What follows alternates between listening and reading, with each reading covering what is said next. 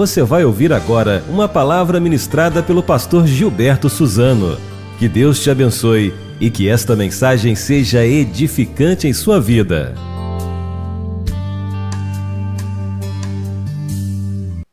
Nesta manhã eu quero refletir um pouco com os irmãos sobre a batalha dos sentimentos. Eu convido você para abrir a sua Bíblia no Salmo de número 54 e nós faremos a leitura desses 7 versículos. Salmo esse que foi escrito pelo rei Davi, salmo muito oportuno para a nossa vida em muitos momentos.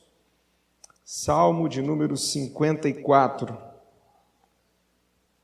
E à medida que a gente vai compreendendo o contexto em que esse salmo foi escrito, a gente talvez fique surpreso como este salmo ele é relevante, é edificante e é confortante para nós em muitos momentos de nossa vida.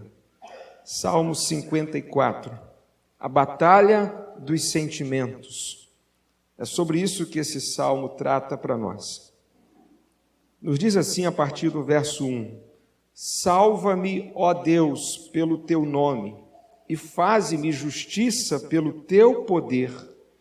Ó Deus, ouve minha oração, dá ouvidos às minhas palavras, porque estrangeiros se levantam contra mim, e homens violentos procuram tirar-me a vida. Eles não têm nenhuma consideração por Deus. Deus é meu auxílio. O Senhor é quem sustenta minha vida. Retribui o mal sobre meus inimigos, destrói-os por tua verdade. Eu te oferecerei sacrifícios espontaneamente. Louvarei teu nome, ó Senhor, porque és bom.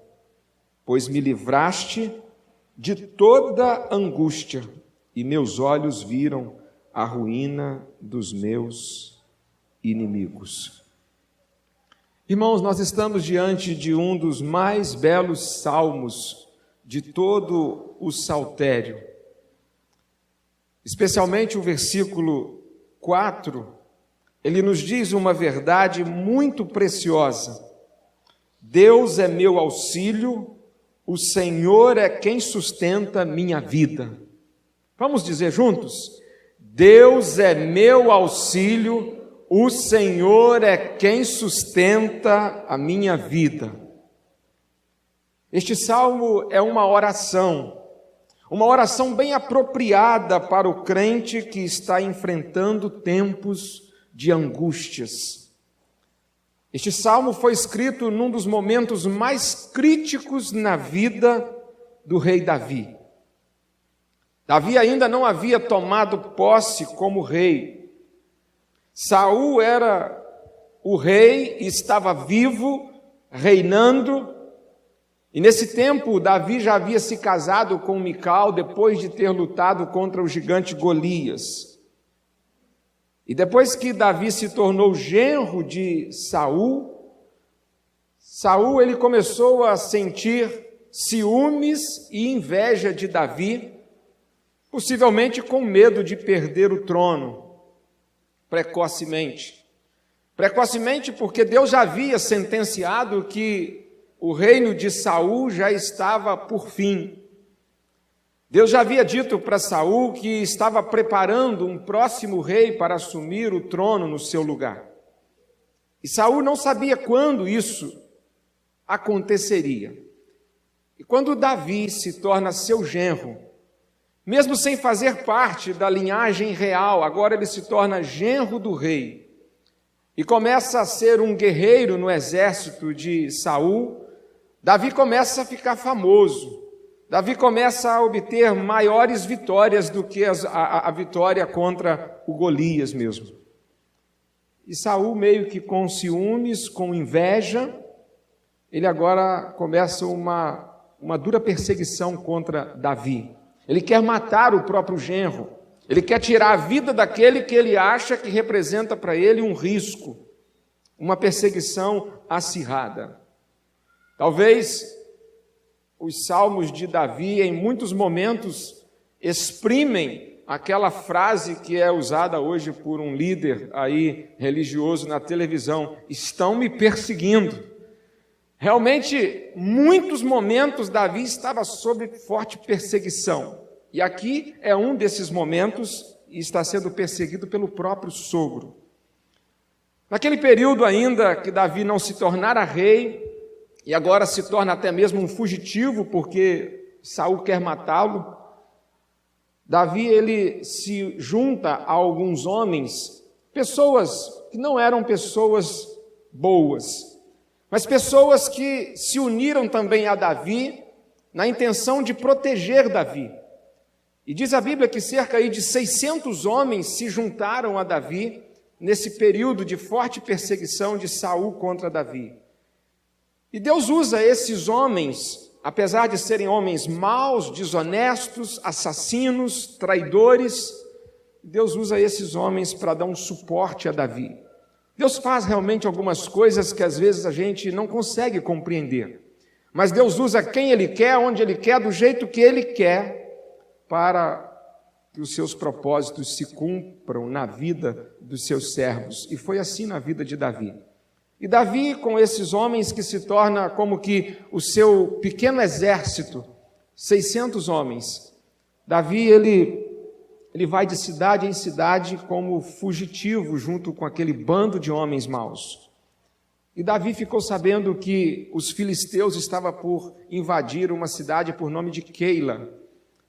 E Davi vai até esta cidade junto com esses homens e oferece ajuda.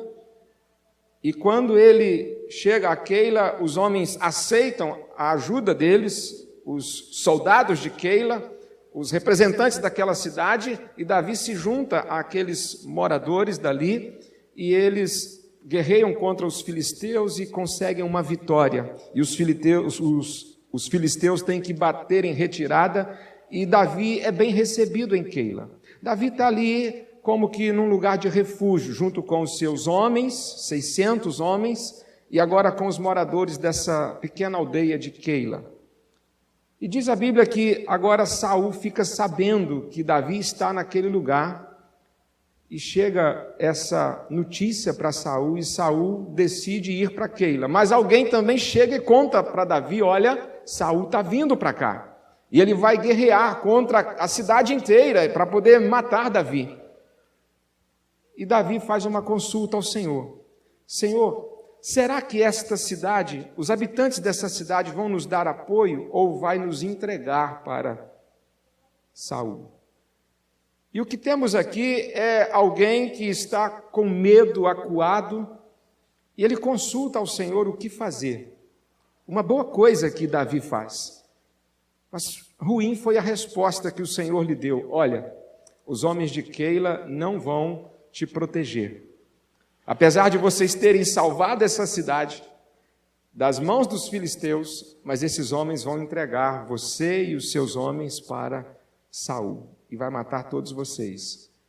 E Davi agora foge de Keila, dessa pequena aldeia, e vai de montanhas em montanhas, de cavernas em cavernas, até chegar a um lugar chamado Zefi, ou Zife. E ali ele decide ficar junto àquela aldeia, ele pensa: aqui deve ser um lugar seguro. Mas é nesse contexto de iminente perseguição, é nesse contexto de estar acuado, sendo procurado pelo próprio sogro para ser morto, que Davi vai escrever este salmo.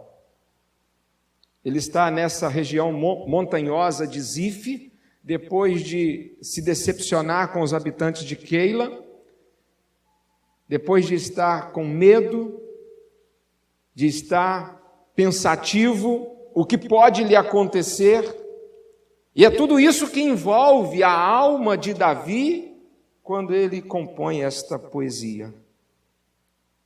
O próprio povo que ele ajudou, Deus diz que não vai ajudá-lo agora. E quando Saul está vindo para piorar as coisas, nada está tão ruim para Davi que não possa piorar. Os habitantes de Zife mandam alguém avisar Saul que eles podem vir até essa região montanhosa onde Davi está escondido com os seus homens, que os zifeus vão entregar Davi para Saul. E agora Davi dá no pé novamente. E é no meio de toda essa crise de sentimentos, aonde o medo, a dúvida, a mágoa, a revolta, a insegurança, aquele sentimento de que fui traído, tudo isso envolve o pensamento de Davi. É um campo de batalhas que Davi está vivendo, pior do que a batalha exterior, é uma batalha aqui dentro da sua alma, no seu peito, no seu coração. Medo, dúvida, incerteza, insegurança, mágoa, sentimento de traído, abandonado, revolta, indignação. A pior batalha que Davi estava enfrentando não era territorial, era no seu interior. A batalha dos sentimentos. A nossa vida, em muitos momentos, ela é um campo de batalha de sentimentos. Quantas vezes nós vivemos nesta guerra interior dentro de nós? Vivemos entre a fé ou a dúvida, a batalha entre a confiança ou a insegurança, a guerra da paz frente à angústia, o deleite versus a mágoa, a calma contra o estresse, e por aí vai. A nossa vida é muitas vezes essa batalha interior que nós enfrentamos.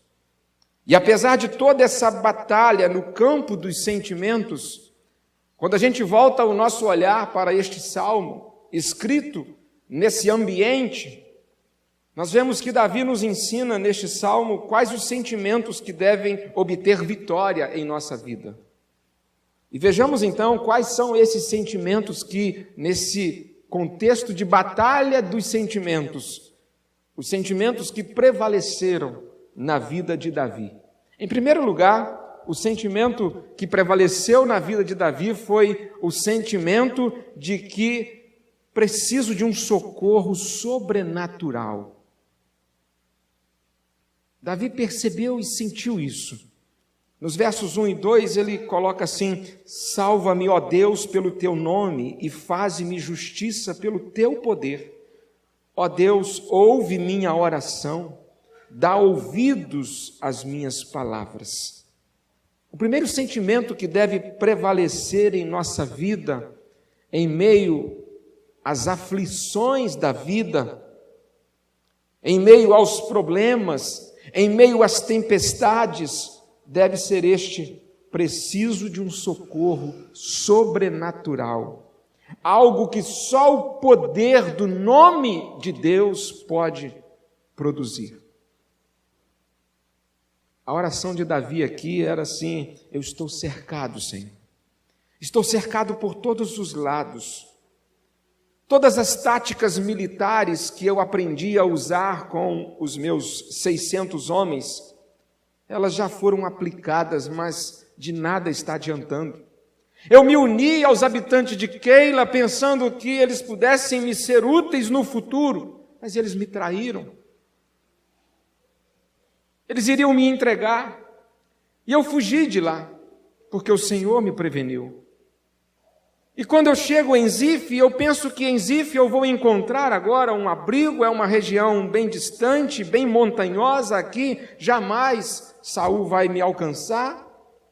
E agora alguém já me diz que eu fui delatado para Saul, os zifeus não vão me ajudar. Eu não sei mais o que fazer, só um milagre pode me salvar, só um milagre. E a Bíblia nos conta que quando Davi, agora fugitivo de Zif, indo de deserto em deserto, montanha em montanha, quando ele estava na eminência de ser preso e morto, quando Saul está prestes a alcançar Davi, 1 Samuel capítulo 23 narra sobre isso, a Bíblia diz que nesse momento alguém chega para Saul e diz assim: olha, os filisteus está para invadir o território de Israel. E Saul abandona a caça dele pela vida de Davi e agora retorna para defender o seu reino. Uma intervenção sobrenatural. Como Deus faz as coisas, não é? Davi afugentou os filisteus de Keila. E agora os filisteus estão vindo para a terra de Israel e eles serão instrumentos de Deus para atrair Saul de volta, uma intervenção sobrenatural, de modo que a vida de Davi, ela é salva. Há um escape. E Saul abandona a sua empreitada para salvar agora o seu reino. O livramento foi algo tremendo que Davi, ele pega uma pedra, lá no finalzinho de 1 Samuel 23 fala sobre isso. Davi pega uma pedra e ele escreve com aquela pedra, Sela Malecote. O pastor não está falando em línguas não, tá? Isso é hebraico. Significa literalmente o mesmo que Ebenezer, pedra de ajuda. O Senhor me ajudou. E Saul retorna para defender o seu reino diante dos filisteus que estão prestes a invadi-lo. O Senhor o socorreu, o Senhor o ajudou. Pedra de ajuda. Meus irmãos, o que aprendemos aqui é que o sentimento que deve prevalecer nesse campo de batalha dos nossos sentimentos é o sentimento de que precisamos de um socorro sobrenatural de Deus. Isso é praticamente constante em nossa vida. A grande lição aqui é que quando nós oramos, quando nós reconhecemos, quando nós abrimos o nosso coração ao Todo-Poderoso, quando nós falamos com o Deus dos milagres, aquele que pode não somente revelar coisas para que não caiamos em ciladas, ele pode mover reis e exércitos simplesmente porque ele é a nossa pedra de ajuda. Deixa eu te falar uma coisa, para agir em nosso favor, Deus pode levantar até mesmo o diabo e demônios. O inimigo pode ser usado para levantar uma ajuda em nosso favor. O principal inimigo de Israel naquele tempo eram os filisteus, e inimigos de Davi também. Davi tinha guerreado contra os filisteus em Keila, lembra? E agora Deus levanta os filisteus para que seja uma pedra de ajuda nas mãos de Deus em favor da vida de Davi. Esse é o nosso Deus, o Deus soberano, o Deus todo-poderoso. Ele é a nossa pedra, a nossa rocha, a nossa salvação. Ele é um Deus que ouve e responde orações. Talvez em meio à emboscada que os ifeus estavam planejando para Davi, talvez Davi tenha pensado, por que o Senhor não me avisou antes, lá em Keila, que os ifeus não eram também confiáveis? Por que o Senhor permitiu que os meus irmãos me traíssem? Porque o Senhor está permitindo que essas coisas aconteçam. Mas o que Davi não sabia é que antes mesmo de todas as coisas acontecerem, o Senhor, em seu amor e graça, já havia preparado um escape. Por isso, Davi, ao invés de murmurar, como tantas vezes fazemos, ele declara que precisa do socorro sobrenatural, e é Deus quem pode trazer esse socorro. E ele marca aquele momento com uma sela malecote, com uma pedra de ajuda. Davi aprendeu muito bem com Samuel, aquele que o ungiu lá na casa do seu pai, Jessé. Samuel também, num outro momento, ele disse, Ebenezer, pedra de ajuda, porque até aqui nos ajudou o Senhor. Até aqui nos ajudou o Senhor. Diga para a pessoa do seu lado aí, Sela Malecote.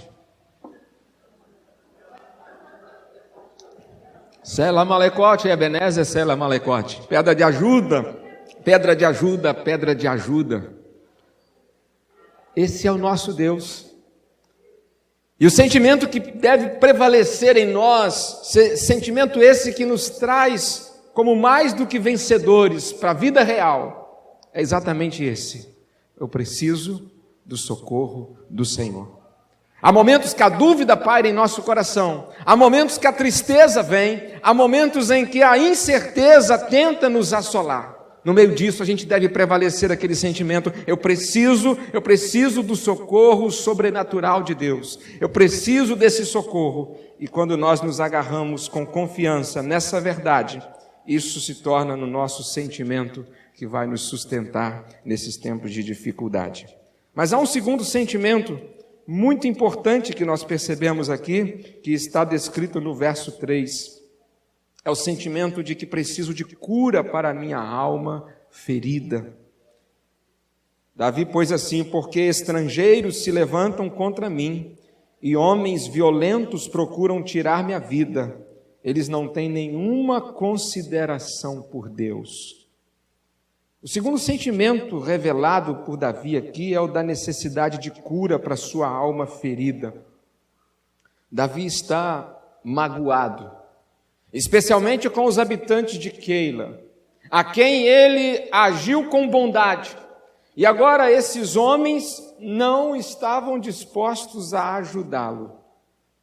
Esses homens pelos quais Davi arriscou a sua própria vida diante dos filisteus, esses homens agora vão entregar Davi. Deus revela isso para Davi, e por isso que ele foge de Keila. E Davi está magoado, Davi está com os seus sentimentos feridos, está ressentido, porque esses homens eram estrangeiros até ele se unir a eles. Mas uma vez que Davi se uniu aos habitantes de Keila, ele esperava que no mínimo agora ele se tornasse como seus irmãos, como seus amigos. Afinal de contas, eu fiz algo em seu favor, pensava Davi. Por que vocês não podem me ajudar agora? Por que vocês não podem retribuir agora o bem que eu fiz? E Davi está agora com a sua alma ferida, está magoado, ressentido. Davi, ele foi alguém que sofreu muito com perseguições, mas não apenas de Saul. Em alguns momentos, os seus próprios irmãos de sangue também diferiram palavras contra ele que o magoou profundamente, que o feriu. Palavras às vezes de desprezo, palavras que o rebaixava. Talvez na Bíblia ninguém tenha sido tão criticado pelos próprios familiares quanto Davi. E Davi é alguém que durante muitos salmos ele expõe para a gente as mágoas de seu coração e como elas foram tratadas, como elas foram curadas. Traído tantas vezes, abandonado diversas, decepcionado, frustrado com as pessoas, era alguém que não tinha muito como acreditar nas pessoas devido às suas experiências de decepção que teve em tantos momentos. Mas Davi, ele tem um sentimento de que precisa de cura e que ele não pode ficar alimentando a mágoa contra os habitantes de Keila. Ele precisa superar isso, ele precisa tratar isso, ele precisa sarar o seu coração, porque senão a sua vida não anda para frente. Davi, ele impressionante a maneira como ele permite que Deus trate das suas feridas relacionais, para não guardar as mágoas e os sentimentos que trazem tanto prejuízo, prejuízos ao físico, prejuízos à vida emocional, prejuízos à vida espiritual. Muitas vezes nós trazemos em nosso físico, trazemos em nossas emoções e trazemos no nosso espírito as marcas das feridas que nos causaram. Mas nós precisamos de ter um sentimento de que precisamos de cura e permitir que o Senhor nos cure. Porque quando abrimos a nossa alma diante do Senhor, nós podemos descobrir que o óleo do seu Espírito Santo é poderoso para tratar as feridas e fazer de nossas cicatrizes testemunhos da nossa restauração. Eu creio que foi por isso que ele construiu esse memorial de Sela Malecote, pedra de ajuda, reconhecendo que precisava de um socorro sobrenatural de Deus. Ele permitiu que o próprio Deus tratasse das suas feridas e não alimentasse as mágoas no seu coração. Ele tinha ainda uma vida toda pela frente. Ele nem tinha sentado no trono ainda para se tornar rei daquela nação. E se ele não tem os seus sentimentos de mágoa tratado, e se ele continua remoendo as suas experiências amargas do passado, aquilo que lhe fizeram, ele poderia comprometer o seu futuro. Deixe-me te dizer uma coisa: cuidado com os sentimentos, porque sentimentos ruins guardados a despeito do que tenha sido e a respeito de coisas do passado podem tornar o presente um inferno, mas pode nos impossibilitar de chegarmos num futuro. E é isso que Davi tem consciência.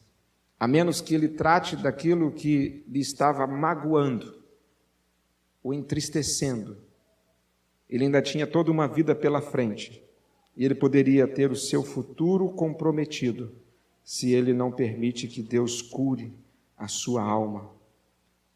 Sentimento de permitir que Deus cure. Deus pode me curar, me fazer perdoar, me fazer liberar aquele perdão, me fazer pedir perdão, até mesmo quando eu tenha todo o direito e esteja completamente certo. Mas quando Deus toca em nosso coração e nós permitimos que Ele nos cure, nós conseguimos avançar. E esse sentimento de cura, ele vai prevalecer. O terceiro sentimento que nós vemos aqui como um sentimento vitorioso na vida de Davi: preciso reconhecer o que o Senhor tem feito por mim. Isso está descrito nos versos 4, 5 e 7. Deus é meu auxílio, o Senhor é quem sustenta a minha vida. Retribui o mal sobre meus inimigos, destrói-os por tua verdade, pois me livraste de toda angústia e meus olhos viram a ruína dos meus inimigos. O terceiro sentimento foi a necessidade de reconhecer o que o Senhor já tinha feito por Davi. Uma das características na vida de Davi, e talvez nenhuma outra pessoa por toda a Bíblia tenha essa marca, foi a gratidão por tudo que Deus havia feito por ele.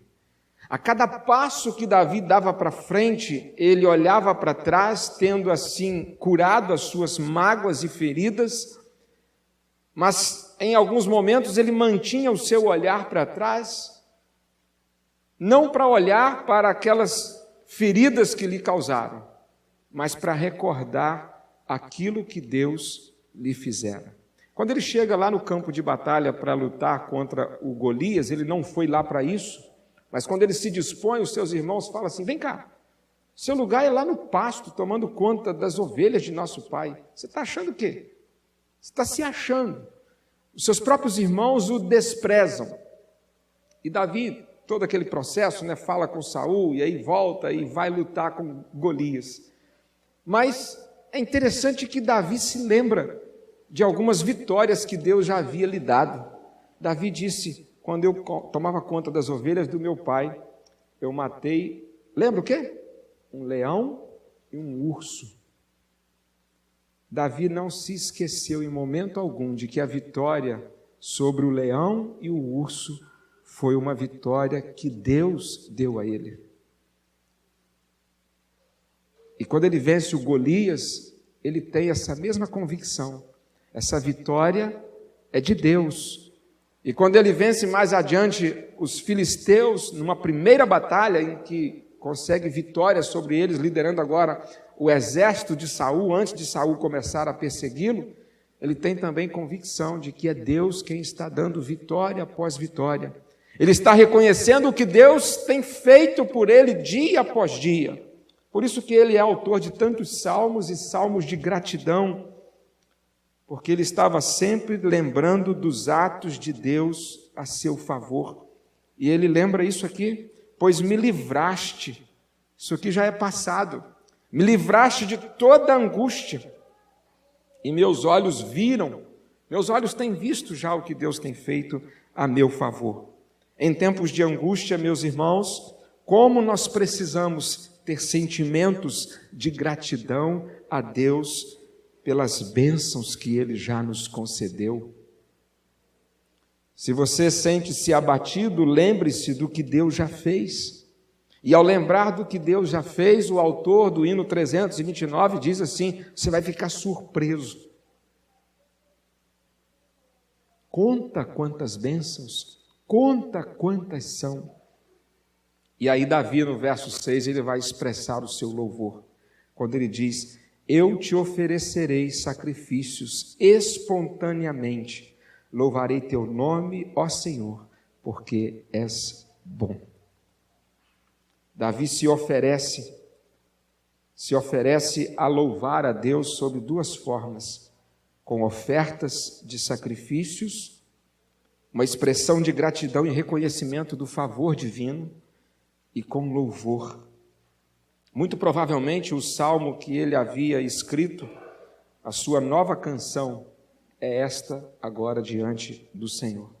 Louvar a Deus é expressar com a nossa vida, com o nosso tempo, com o nosso talento, com os nossos recursos, com a nossa voz, a nossa gratidão, o nosso reconhecimento do senhorio do Senhor.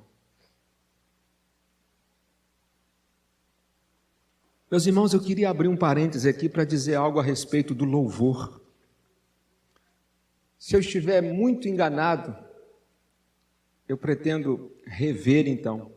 Mas eu às vezes percebo que a gente tem estado na casa do Senhor para culto a Deus em alguns momentos e temos perdido grandes oportunidades de louvar a Deus com os nossos lábios, com a nossa voz. Louvá-lo pelo que Ele tem feito. Deus tem feito muita coisa por nós. Sim ou não? Muito. Nós temos muitos motivos para louvar a Deus. Eu tenho pedido a Deus que me dê, não sei como nem aonde, mas mais do que uma voz. Eu lembro de uma canção que diz: eu queria ter mais que uma voz. Eu queria ter mais que uma voz. A minha voz tem estado um pouco cansada. Creio que por falar muito, por ter que ter a voz como instrumento para a pregação. Mas eu queria ter mais que uma voz. Hoje me bateu uma tristeza enquanto o Ministério de Louvor estava cantando.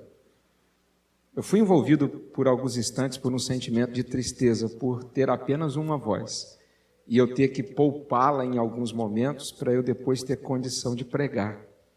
Porque a minha vontade é de soltar a voz em tantos momentos, cantar, expressar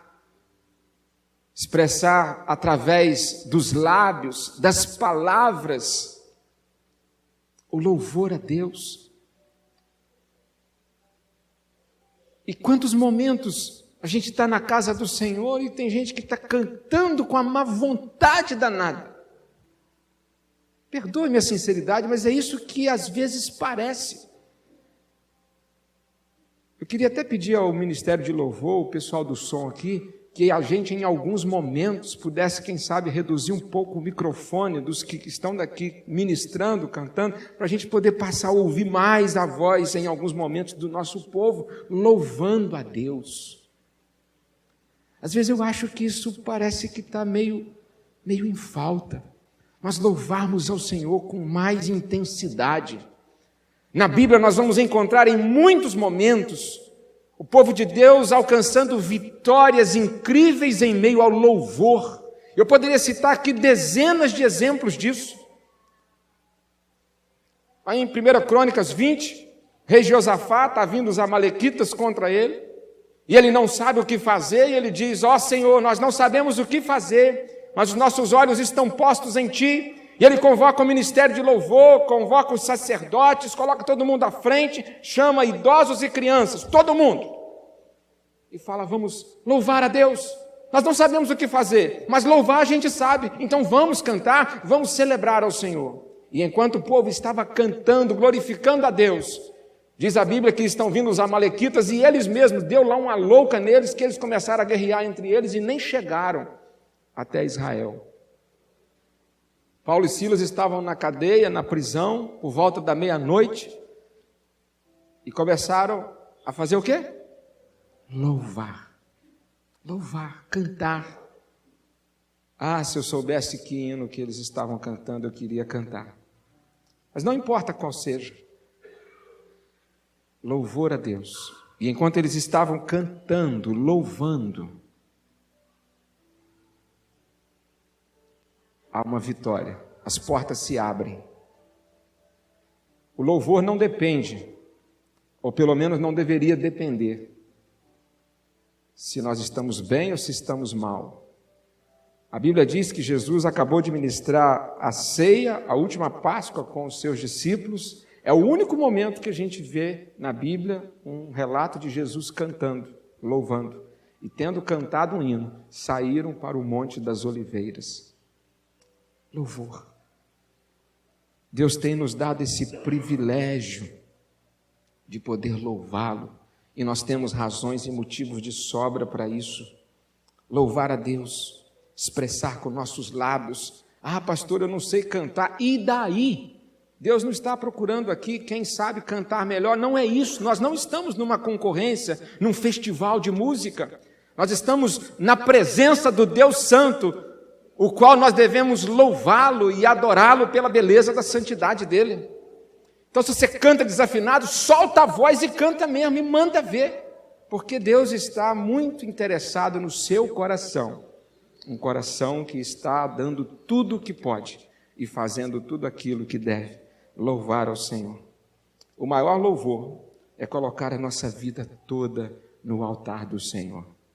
Que sentimento Davi coloca aqui como um sentimento que deve prevalecer. Preciso reconhecer o que o Senhor tem feito por mim. E Davi louva ao Senhor dizendo: Deus é o meu auxílio. Eu te oferecerei sacrifícios espontaneamente. Louvarei teu nome, ó Senhor, porque és bom. Eu quero concluir esta palavra nesta manhã com algumas perguntas simples, 2 apenas. Como é que está a batalha dos sentimentos em sua vida? Quais os sentimentos que têm obtido vitória em sua vida? Dúvida, tristeza, insegurança, medo, mágoa. Esses sentimentos, eles acabam fazendo parte da nossa vida nesse campo de batalha que vivemos. Mas nós precisamos ter sentimentos de vitória. Derrote o sentimento da dúvida com a fé no Deus que pode te socorrer de forma sobrenatural. Amém? Derrote o sentimento da mágoa com a esperança da cura da alma ferida. Derrote o sentimento do medo com a gratidão pelo que o Senhor já fez. E assim nós louvaremos ao Senhor em espírito e em verdade, com toda a nossa alma, com todo o nosso ser. Boa vitória aos seus sentimentos, e que os seus sentimentos sejam de vitória. Amém? Feche seus olhos. Pai, o Senhor conhece a nossa estrutura humana. O Senhor sabe que dentro de nós muitas vezes há um campo de batalhas em nossos sentimentos. Às vezes oscilamos entre a dúvida e a fé, entre a mágoa e a cura da alma. Às vezes estamos no conflito entre murmurar pelo que não conseguimos ou agradecer pelo que já recebemos.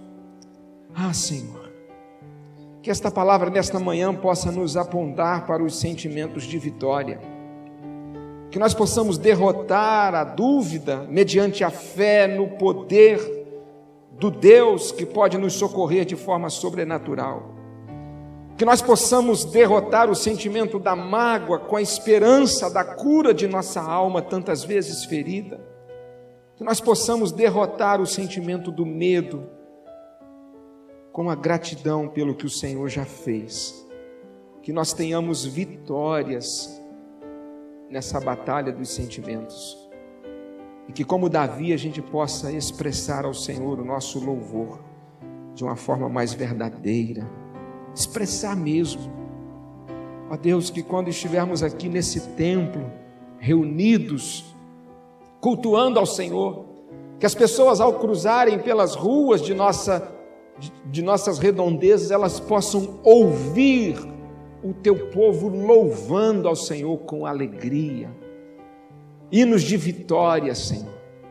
Apesar das lutas que às vezes enfrentamos, que guerreamos, mas sobretudo que nós possamos louvá-lo, que as pessoas possam ver isso na nossa vida. Senhor, e lá no dia a dia também, que os nossos vizinhos, os nossos amigos, colegas de trabalho, também possam perceber o louvor nos nossos lábios, que a gente possa louvá-lo continuamente, por onde quer que a gente vá, que a gente possa, ó Deus, expressar o nosso louvor dentro de nossa casa, que a nossa casa seja uma casa de louvor, aonde o teu nome seja sempre exaltado e glorificado, Pai. Senhor, nos ajude a sermos vitoriosos na batalha dos sentimentos, para que o mundo creia que o Senhor está conosco e a gente continue vivendo em vitória. Muito obrigado, Senhor, por tudo. É a oração que nós fazemos no nome de Jesus. Amém e amém.